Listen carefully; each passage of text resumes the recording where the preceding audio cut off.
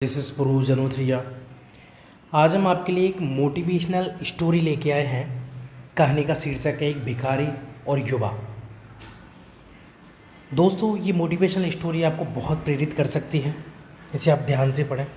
इसमें एक गूढ़ रहस्य छिपा हुआ है जिसे मैं आपको अंत में बताऊंगा।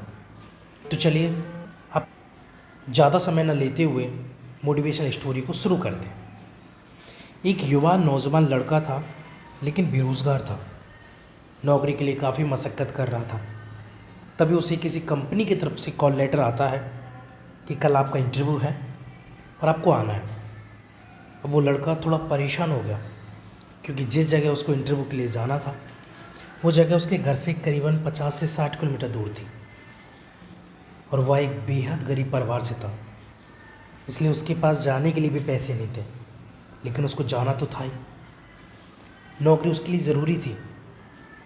जैसे तैसे उसने 50 रुपये का बंदोबस्त किया और घर से निकल पड़ा और वह चौराहे तक पहुंच गया। बेहद निराश हुआ, क्योंकि टिकट के पैसे उसके पास नहीं थे जितने होने चाहिए थे। तभी उसको पास में एक मंदिर दिखाई देता है और वह उस दिशा में चला जाता है।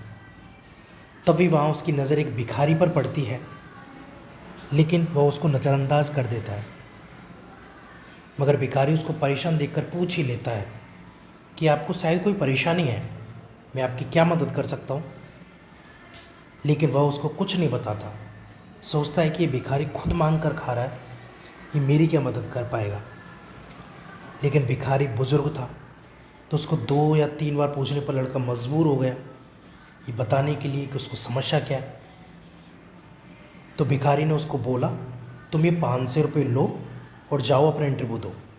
पैसे भी मैं सिर्फ दवाई के लिए पैसे इकट्ठे करता हूँ और जो बचते हैं उनको दान पेटी में डाल देता हूँ।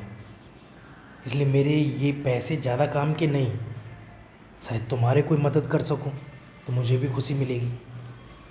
अब वो वहाँ से निकल गया और इंटरव्यू में सेलेक्ट होकर जब वो वापस भिखारी से मिलने या उसके पैसे लौटाने के लिए आया तो वह लोगों की भीड़ लगी हुई थी।